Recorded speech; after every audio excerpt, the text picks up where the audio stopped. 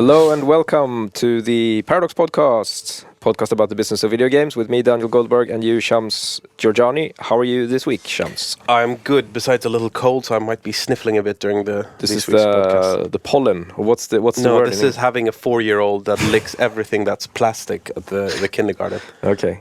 Well, sucks to be you. Exactly. It's nice to have a 4-year-old, though. And how are you, Daniel? Pretty good. With your 4-year-old? My 4-year-old is fine. He was very angry with me this morning. This is like the dad podcast. It's a dad podcast, yeah. He was very angry with me this morning because I put cornflakes in his yogurt. It's turned into a bit of a crisis situation. Mistake, yeah. Yeah, exactly. But otherwise, pretty good. So I do marketing and communications at Paradox, and Shams, you do business development and acquisitions at Paradox. Correct. This is a podcast about the business of video games, where we try to explain the inner workings of this wonderful industry that we are both in, to provide a bit of insight into why Paradox Interactive operates the way it does. Yeah. Yeah? That Cool. sounds good. Speaking of dads, have you played God of War yet? I have not. Everyone seems to be raving about it. I've not been a fan of the God of War series. It's been the over-the-top, just gratuitous pulling the head of a minotaur off the shoulders of a head of a minotaur. There was a long time ago, I was 18 and identified with those kind of cool action sequences. But being a dad now, You can relate. Yeah, every storyline that has a parent and child has this emotional Death Star trench run right to my emotional center, and I start crying within like minutes. Because this is kind of good. Like, I think you can probably assume that they've done their market research properly. I'll tell you what. Essentially, like as you say, everyone who liked God of War when they were 18 now have kids. Yeah, and I think that's the exact thing. The game director for the game, Cory Barlog, is now, I think he's married at least. He has a child with one of my former colleagues who used to work at Avalanche, and that's what's happened since the last time. He's had a son, and I think that's very much so the series has grown up with him. I like it a lot. I'm playing it now. I really like the old ones, and I kind of miss the spectacle of the old ones. This is more sort of gritty, down to earth, over the shoulder, third person stuff. May I ask, did you finish Subnautica? I think I have more hours in Subnautica than you do, but I haven't actually finished it. Okay. We haven't compared. No. You need to fit it. You need to wrap up the storyline and get to the bottom deep reaches. Maybe I'll go back to that once I've killed all of the Norse gods. Fantastic. Okay, so anyway, let's move on. We've had a launch. We've released another game. This is the second podcast in a row where we have a fresh game release to talk about, which is pretty cool and take pretty it away. rare. It's more your thing than my thing. Yeah, so we put out a little game called BattleTech. Perhaps you've heard of it. Wonderful turn-based strategy game in the vein of games like XCOM and Shadowrun, for that matter, which is the Shadowrun and BattleTech are both products of Harebrained Schemes, hugely talented studio based in Seattle. BattleTech released on the 24th of April, so it's a bit more than a week from now. And how was the release as far as releases are concerned? Again, we don't share numbers. We never do, but very strong. The review scores are very good. People seem very happy. We've had really good player numbers. We look at one number that we can share is, which is what Steam makes official anyway, is the concurrent users numbers on Steam, as in how many people are playing the game at the same time. BattleTech's been doing really well. We have a very active player base, which we're very happy about. The game is really good. Yeah, you know, it's a great game. True labor of love, I think, from the studio. I mean, you've been involved at a much earlier stage. Yeah, so again, we mentioned this before, but I mentioned it again. I have this weird relationship with the games where I see them very early on. Yeah. And then in the case of BattleTech, when I saw it almost, what was it, a year and a half, 2 years ago, what was it? I just saw the quick demo that I got from Mitch and Mike McCain, and then it was very quickly, I just came to the conclusion that, yes, it has a lot of potential. Yeah. It's going to sell, and we can do it, and these are great folks. Besides that, I really didn't delve much deeper into the game at that time. And at that time it was just like the combat core loop of the game. That was enough. So I think a couple of takeaways from the release that I think we could share here. One, this really shows the massive benefits of working with established IP. We've talked a bit about IP in the podcast. Yeah. BattleTech has been around for, I think, 30 years or something. The Mech Warrior games are all set in the BattleTech universe. It's a very well-established universe with a very well-established fan base, and it's just really clear that this gives so much that you don't have when working on something new. You get the massive engagement from day one. The interest is there. You don't have to work really that hard to make people interested in the game. Yeah. The teams, I mean, my teams all track engagement numbers religiously across social media, and the numbers we see for BattleTech are just outstanding. Okay, for sure. And I'm not saying it's easy. I'm just saying it's very different, right? To be honest, I think it's been a double effect there in the sense that a lot of people have had a peripheral understanding and awareness of BattleTech, and as a result, maybe have not necessarily engaged a lot with the marketing or had a very deep understanding of what the game was. Because one of the, again, maybe anecdotal stories I keep hearing on Twitter and Reddit is that people start playing the game and then they're very surprised about the depth and the story and just how much of a game that is there. And I think that the credit goes back to harebrained schemes that they've like so much punched above their weight in a lot of ways, and it comes back to having a very talented team that have worked on many different cool types of projects, big ones, smaller ones, focused ones, and they have managed to kind of pour that into this magical mech. Yeah.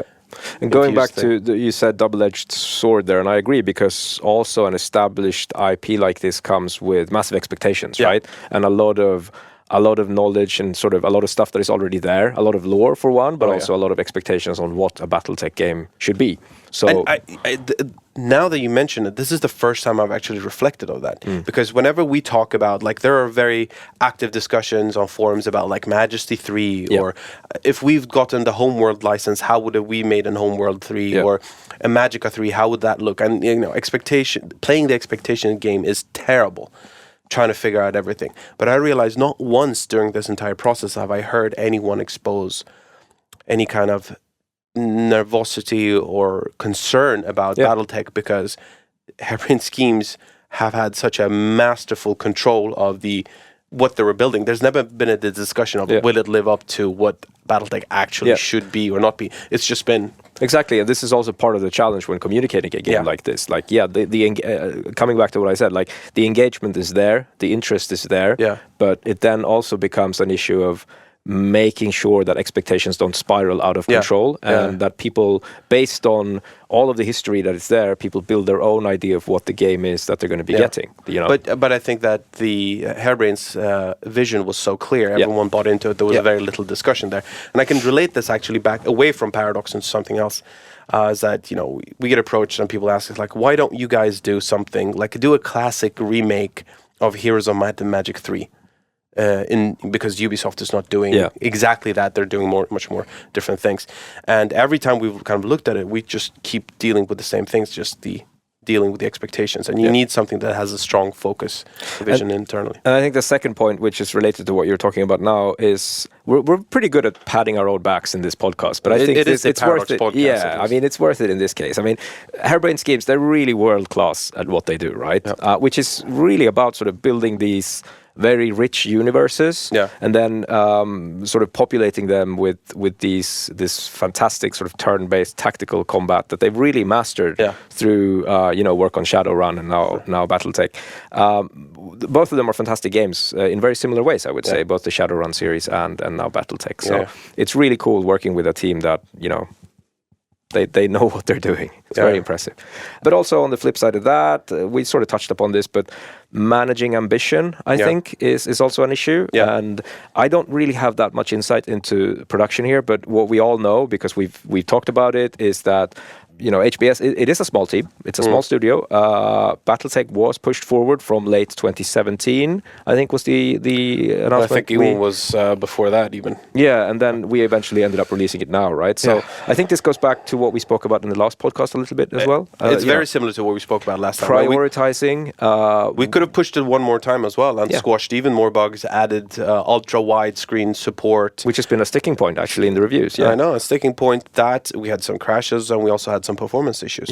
So, but again, the magic 8 ball of like, would have it been better for Harebrained and us if we'd postponed everything 1 month? Yeah, because time is a factor, and time keeps moving. You can't stop time, Exactly. So the classic saying is that the last 10% of the game creation takes 90% of the effort. Yeah. Anyway, if you haven't played BattleTech, play it. It's a really good game. It's really fun. It's available on your platform of choice. Okay. As long as that platform is Steam. Let's move on. Yeah.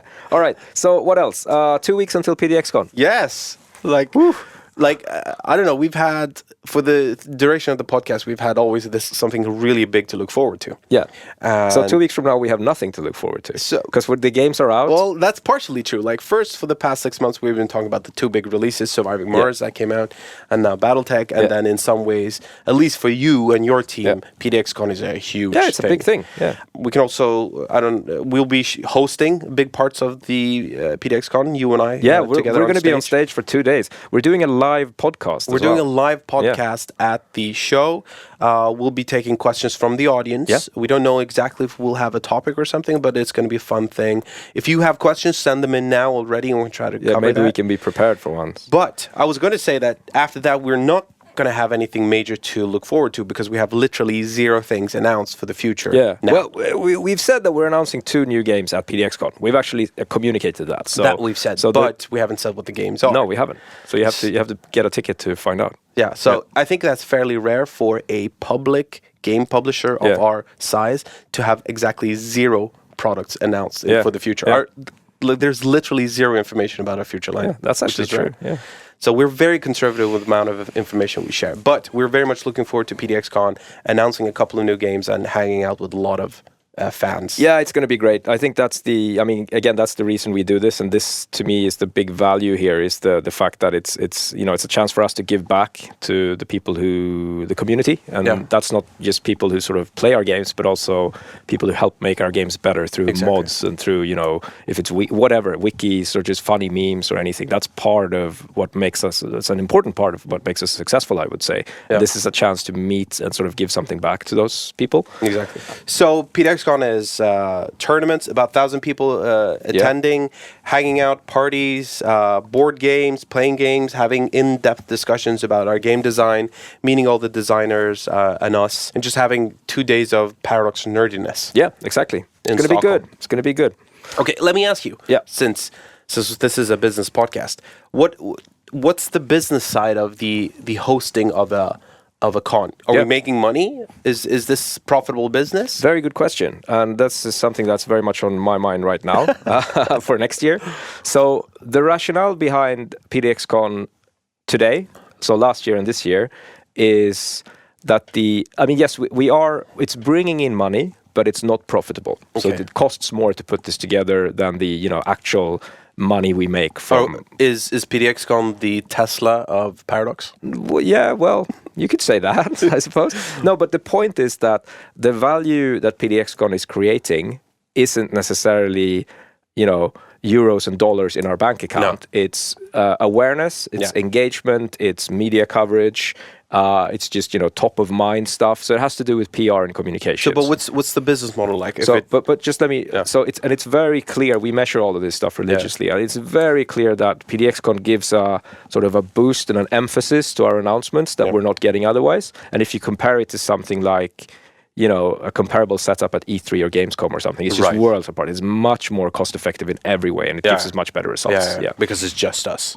We're in control of it, right? It's our convention. Yeah. Is it just the economies of scale? Like, would it be profitable if we See, this is the thing. Like, theoretically, I've worked with events, like large events before, but that wasn't in the games industry. Theoretically, we could make PDXCon profitable on, in terms of like actual money in. Yeah. It's a question of scale. Yeah. It's a question of, production values. Yeah. It's a question of ticket prices. Sure. It's a question of partnerships. Yeah, right. By necessity means giving up some of the other values, because we would then have to make it bigger.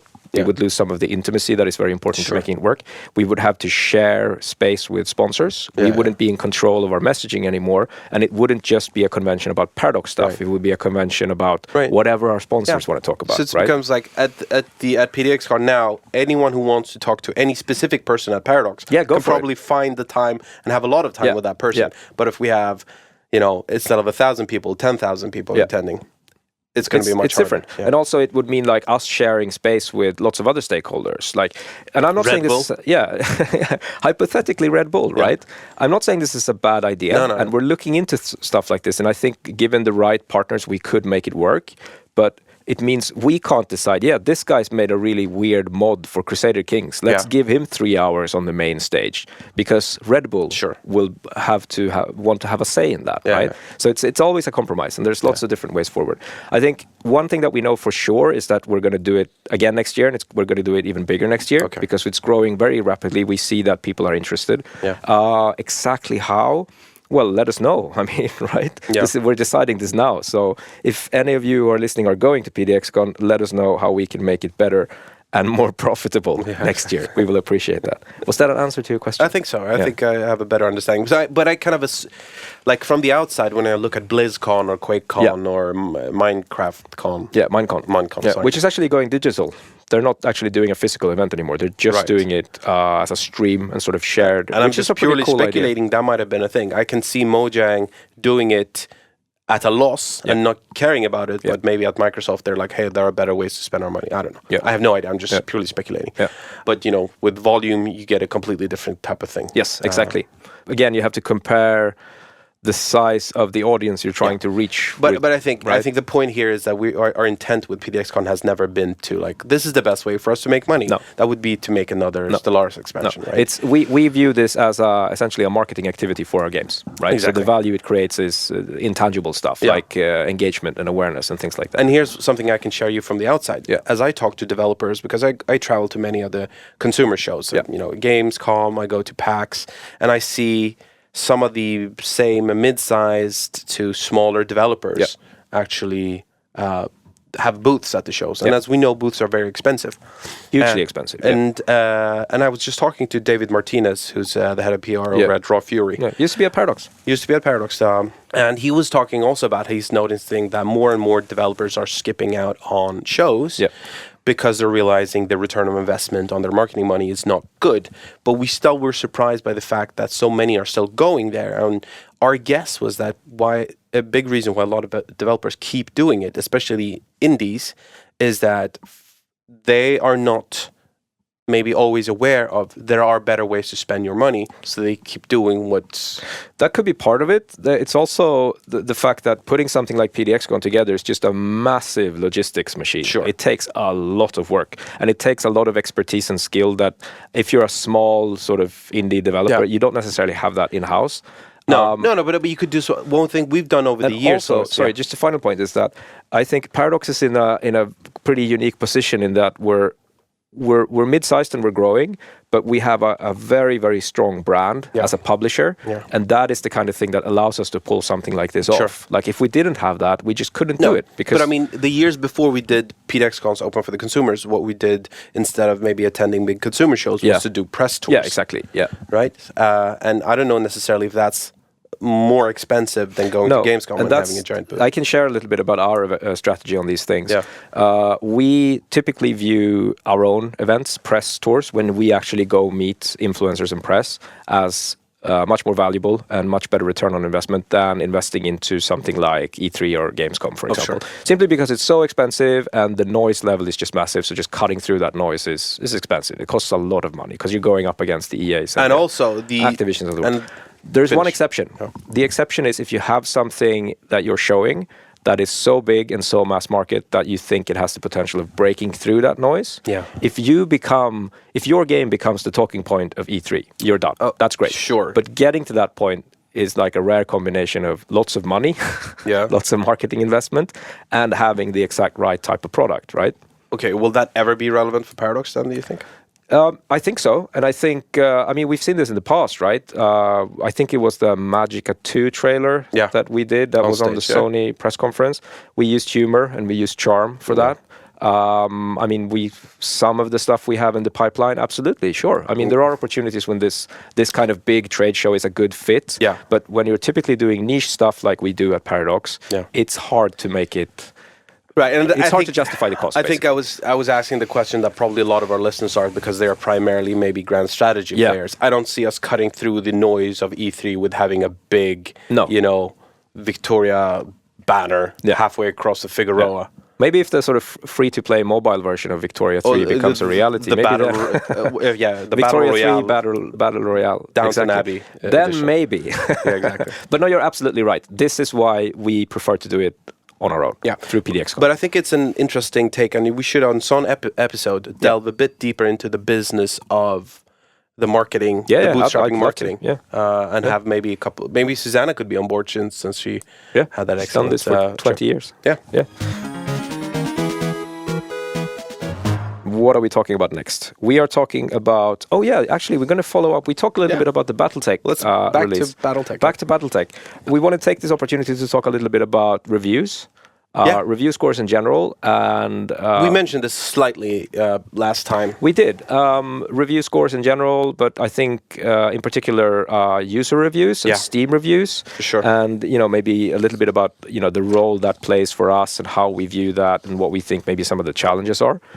And I think as a bit of background to that, I mean, when BattleTech was released, we made waves, you can say. Yeah. Review scores were initially, review bombed is what we say. Absolutely. Like they were attacked for... It was brigaded. They were brigaded for pretty clearly political reasons. There was a very vocal minority, and it's important to note that this is a minority, that took offense with the fact that BattleTech gives you, as a player, the option of choosing the pronoun for your mech warriors. Exactly. So you can choose, is this person a he, she, or a neutral, I think. Yeah, and I think that this actually made splashes far outside of the gaming circles. I even saw a thread on the politics subreddit this morning where BattleTech was mentioned. Yeah. And the whole pronoun game. And somebody responded like, who gives a shit what I choose to call my 65-ton giant mech with 9 lasers? If it's a she or he or whatever, I'll call it whatever I want. I think, to be fair, the game, and we sort of touched upon this, the game does have legitimate issues here with performance. Sure. There are a couple of bugs, and this was also reflected in review scores. And also, as always, scores stabilized after a bit because there is clarity in numbers, right? Yeah. Once you get above a certain number of review scores, you get sort of a nice round median. But you could tell that it was a very concerted effort where out of the 50, 100 first review scores, I think we were at on Steam, and during the first few hours, we were at like a 30% positive or something, which is disastrous. And nowhere close where we are right now, and nowhere close where a Paradox game should ever be. But so this was a bit of a mini controversy, but it did spread a bit. And as you say, this reached outside of the sort of usual circles of gaming. Exactly. And we want to take this opportunity not to talk about the event in itself, but broaden the subject and talk about more about review scores, user scores, and how they relate back to the business side of things and the impact it has on our work on this side and, ultimately the bottom line. So, and I think it's important to note then that we internally use review scores, both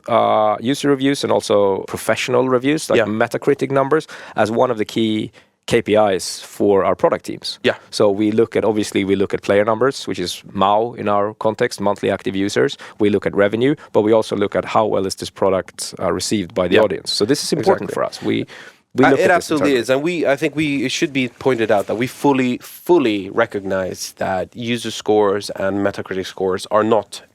They are flawed systems for measuring quality by all means. So we're totally aware of this.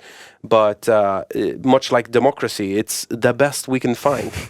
No one's come up with anything better. No one's come up with anything better. We can measure a lot of other things in our games, but if we aggregate these things together, outside of political downvoting and brigading, they portray a fairly good quality bar of the game in most respects. It tells you something about the general sentiment around a product anyway. It doesn't tell you why, but it tells you something. Exactly. But let's start with Metacritic. Okay. Metacritic, as I think everyone is aware, is a website that aggregates review scores from... I'm using like these quotation marks here, but like professional video game media outlets. And what's happening with Metacritic? So what's our view on Metacritic? It's becoming, I would say, less and less relevant due to a number of factors. Okay. First one is probably that more and more websites are dropping scores altogether. Right. Rock, Paper, Shotgun doesn't do them at all. RPS isn't doing it. I don't think Kotaku is doing it. They've sort of gone back and forth with that a couple of times.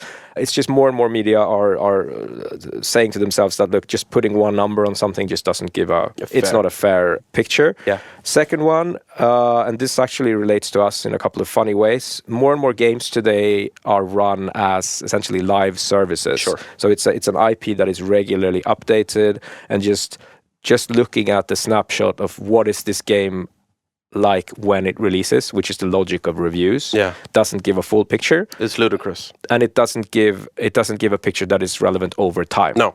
But I can interject here and say that I've actually seen a number of review sites who've then come back and updated their scores because they are aware of, well, this way of working doesn't make sense anymore. But it's been done mainly for games that are very deliberately launched as services, free-to-play games and stuff like that. Exactly. While our games are still reviewed largely as, hey, if you bought Crusader Kings in February 2012, it's the exact same game. And this actually works to our disadvantage. I was going to use Stellaris as an example of this. That's an even better example. And essentially it's about the fact that a lot of our updates are free. But we also do paid expansions, right? So look at something like the Stellaris Apocalypse release, which happened about a month ago, a bit more than that, which is the latest expansion for Stellaris. Apocalypse is selling fantastically well. User review scores and user engagement on the forums that we follow are really, really strong.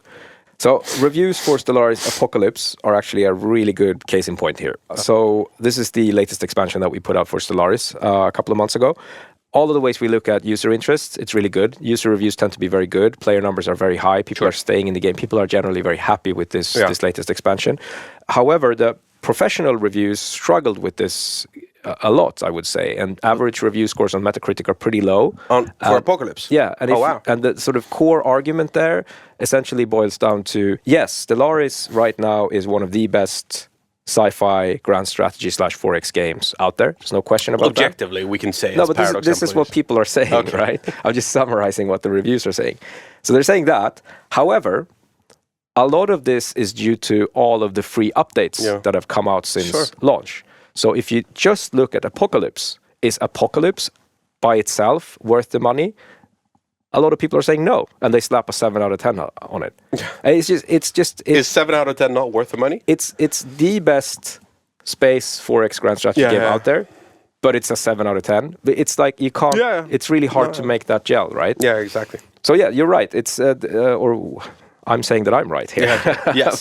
but yes, more and more games are run as a service, updated regularly, and it's really hard for the sort of review logic. So at least from our perspective, as more and more games are run as a service, I think it would be great if Metacritic and the traditional score-setting sites would have a different view of games. Yeah, largely. But it's really hard to figure out exactly what that would be, though.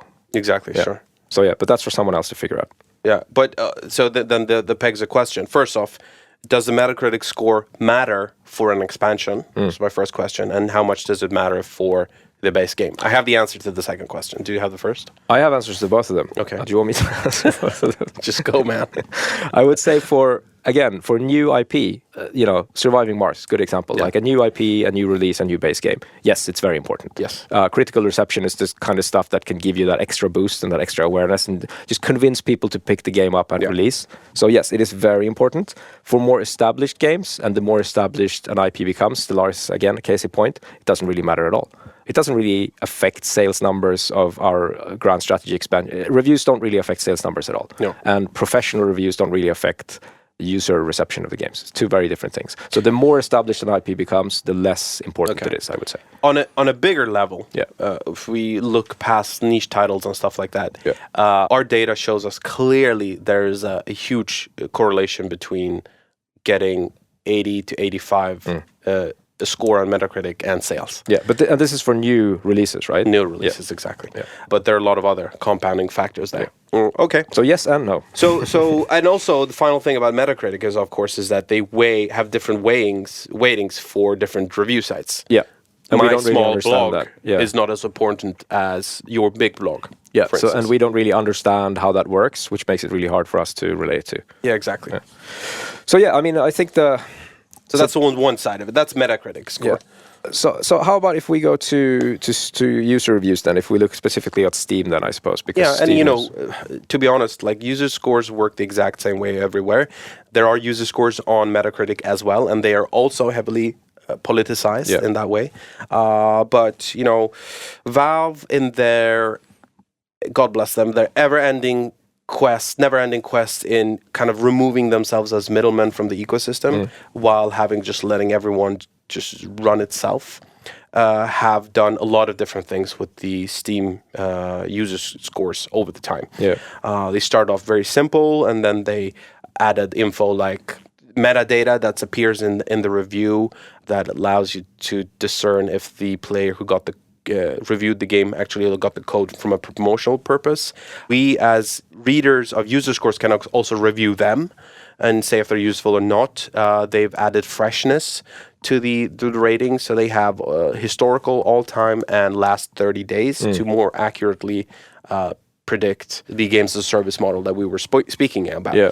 One thing... And this is also an attempt to isolate political stuff, right? Because that tends to happen during a limited time span. Yeah, but it goes both ways, right? I mean, what happens with a game like DayZ, for instance, or some other games, is that initially it's extremely popular, and then through the post-launch support or lack thereof, the game sours.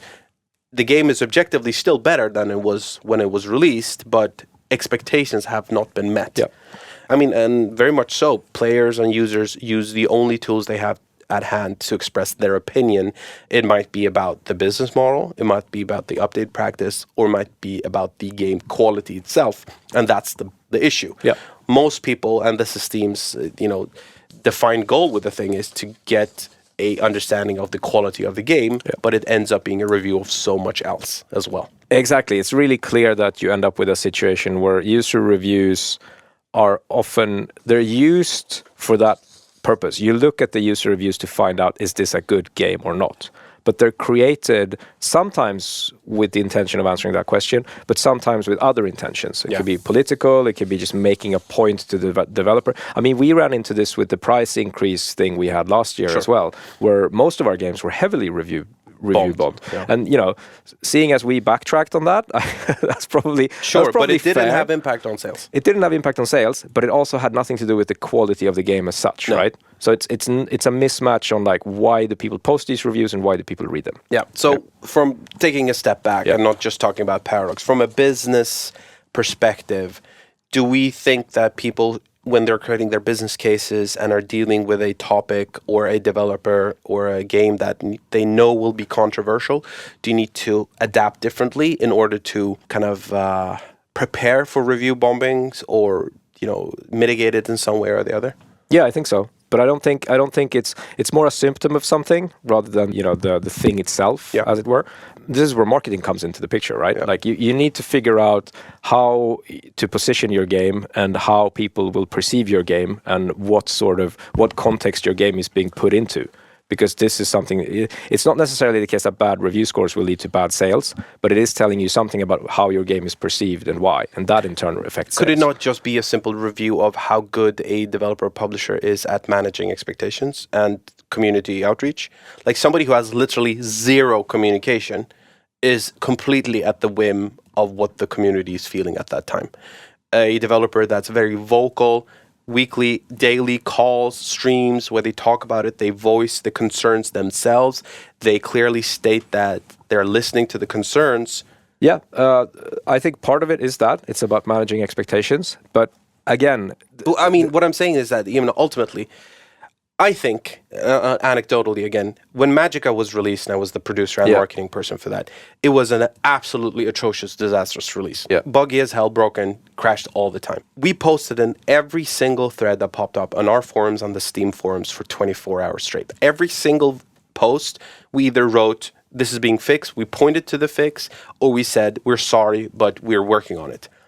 And then after 24 hours, everyone fell asleep from exhaustion and we came back. And then we saw that people were still posting all the hate and frustration. But what happened there was like other people started posting for us and say they're listening, actually listen to this. And it actually gave a lot of effect. Yeah. So what I'm getting at is the next time we're signing a game where we know that there might be issues or there might be controversy, should we not just increase the community budget for the game, so we anticipate that in advance? I see your point, but you're working on the expectations that you know beforehand how people will react. You're basically saying we know this is a bug, but what we're talking about here is that there are other factors that you can't foresee, political things. There are game things. We saw this with Surviving Mars, right? Okay. We talked about. Should we then not always earmark extra money for these things because they can occur then?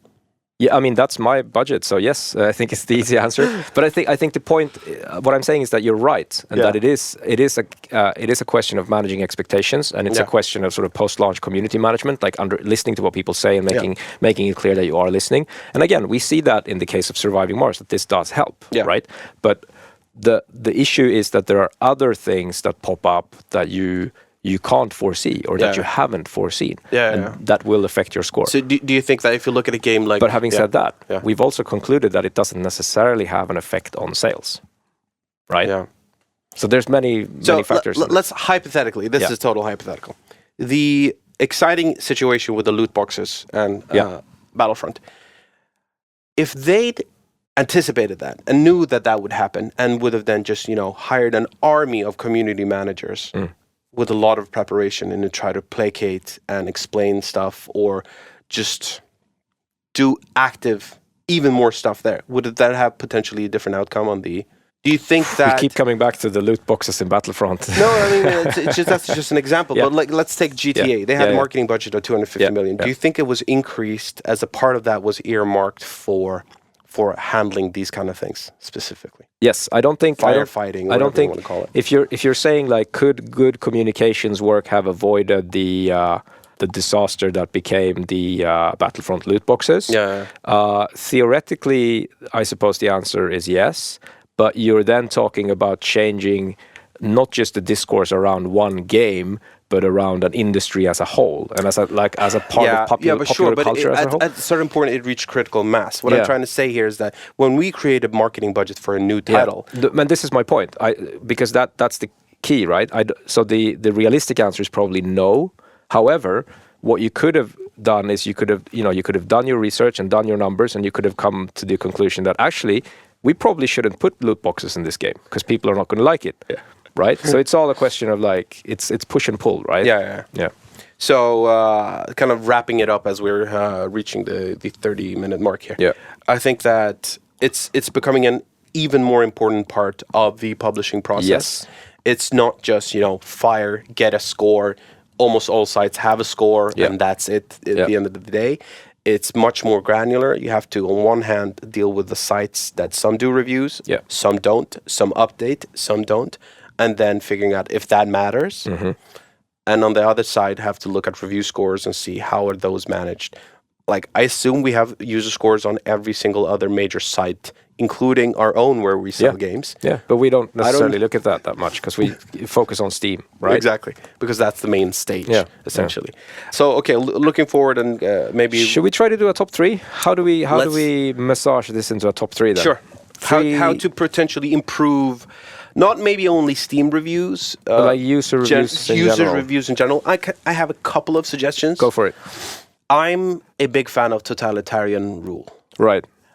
One of the reasons our forums are not a toxic wasteland of flaming and trolling is because we police them like no other place. We're like the Russian police. We're fair but hard. As the saying goes. That's not quite true. I don't know. Never been to Russia. Yeah. Anyway. Sounds nice. But we police our forums quite heavily. Yeah. Right? One of the things that Valve does really well is they've done similar things on the product side. If you look at Dota, after games you can commend people and you can report people. What they've done is that they have adapted the system then, and if you are a good reviewer of people, you get more votes. So if you are an upstanding part of the community, you get to hand out more reports and more commendations. Yeah. But if you are just a troll, they take that ability away from you.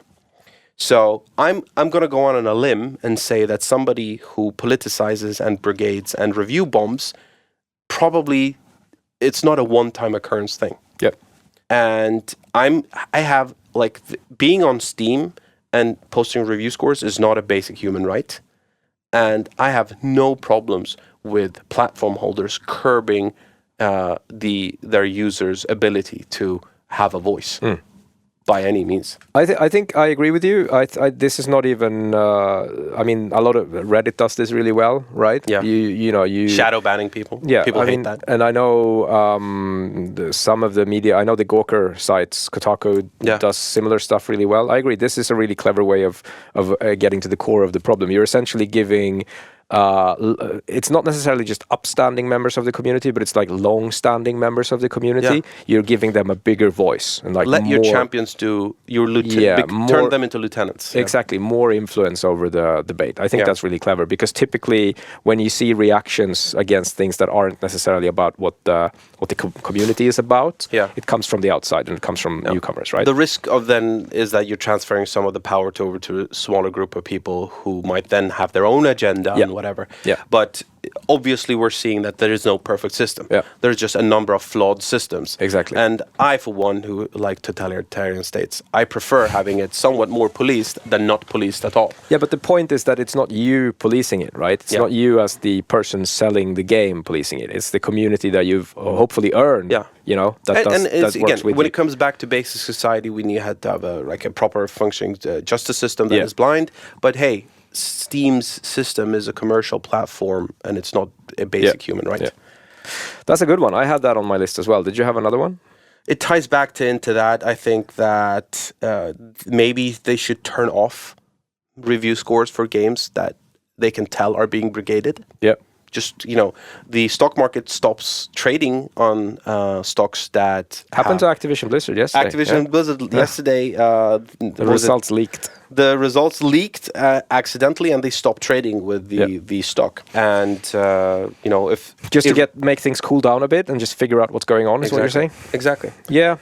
I like the granularity that is being introduced on Steam. We end up talking about Steam anyway, but I like the fact that you can see recent stuff and sort of overall, and I think maybe taking that a step further, showing like a weekly breakdown by default could be interesting. One of the things that people complain about is people who have like 0.1 hours in the game and they give it a downvote. That's a legitimate concern if the game crashed. Exactly. It doesn't work. But if you complain about game balance 10 minutes in, maybe, I don't know. But, and I think the other one, but it's also really hard to like just say you can't say this or you have to qualify. I mean, that becomes really weird. So I think another way, I'm a big fan of like introducing a bit more nuance and detail to these things. I mean, the only reason that you have a thumbs up or thumbs down, like yes or no, catch-all systems like that, is because it encourages people to give their input, because it's simple, right? You just click one button. If you instead encourage people to, and Steam sort of does this because you can upvote and downvote reviews based on usefulness, but just encourage people to give some more insight and put some more thought into stuff, and maybe finding ways of encouraging people to move away from just one number. Or yes or no. But let me ask you. I mean, magazines used to do this back in the day when you had graphics 7 out of 10, gameplay 5 out of 10. I mean, that's not perfect, but it's something, right? So let me ask you: if you go into a product page on Steam and see that a game is being brigaded, do you downvote the brigading votes? No, most people don't, because most people don't interact with this stuff. Like it's always a minority, you know. No, but you as a non. You mean me as a Paradox employee? No, as a third party. If you go into the Subnautica page and see somebody says, these assholes have fish in the game, I hate fish, I'm giving it a downvote. No, I don't care. You don't care. No, exactly. But what I do, and what I would like to see numbers on, is if a review score is suspiciously low or high, I always click and read the individual reviews. Suspiciously high as well? Yeah, but if it's like, well, okay, maybe more if it's suspiciously low. Okay. But I click in and I look through the reviews. Yeah, exactly. What's going on here? It's being brigaded. It'd be interesting to see how many people do that, because most people who use Steam are pretty clued up, right? Let me ask you this. Would you be in favor of certain influencers being higher up on the list? 100%. So Total Biscuit or which is already happening with the curator system in a sense. Yes, absolutely. Yeah, because I trust Total Biscuit. I trust. I mean, that's why That's why, again, professional reviews are important, because it's the same thing. It's just that nowadays professionals are not necessarily print journalists anymore. But it's the same thinking, right? You separate just the community from tastemakers or influencers. Okay. I think that was 3. That's good enough. Let's call it 3. We've been speculating, and I think we've upset quite a bit of people. Good. Hopefully we get some feedback. Some reactions. I think that's it. Let's wrap it up. We have the next. We probably won't have another podcast before PDXCon. Next one is live on stage. Next one is live on stage. If you are coming to PDXCon, please come up to me and Daniel and tell us what you think about the podcast. Yeah, and tell us how we could make it better, and what guests you would like us to have on. Give us a user score. Give us a user score. Like, we do have user scores. Let's see if we get brigaded this time. Yeah, we do. You can give us a user score on your podcast platform of choice. You can do this on Spotify and iTunes. Ideally, make it a 5. Yeah. Out of 5. Yes, or use this as an opportunity to make a point. Give us a 1 about something. Just to prove our point. I don't know. Should we try to make this the lowest scoring podcast on ever? iTunes? Yeah, that'd be good. Not because it's the worst one, because we want to prove out brigading. Yeah. This is not terrible work. for our KPIs. It's a really bad idea. Anyway, thank you very much for listening. We'll be back in a couple of weeks from PDXCon, so hopefully see you there. And as always, the podcast is available on most podcast platforms out there, so just search for the Paradox Podcast and you should find it. And YouTube. And YouTube as well. Click that subscribe button to make us happy. We're on Twitter if you want to talk to us. Just search for our names and we should show up. Thank you. Thank you. Take care. Bye.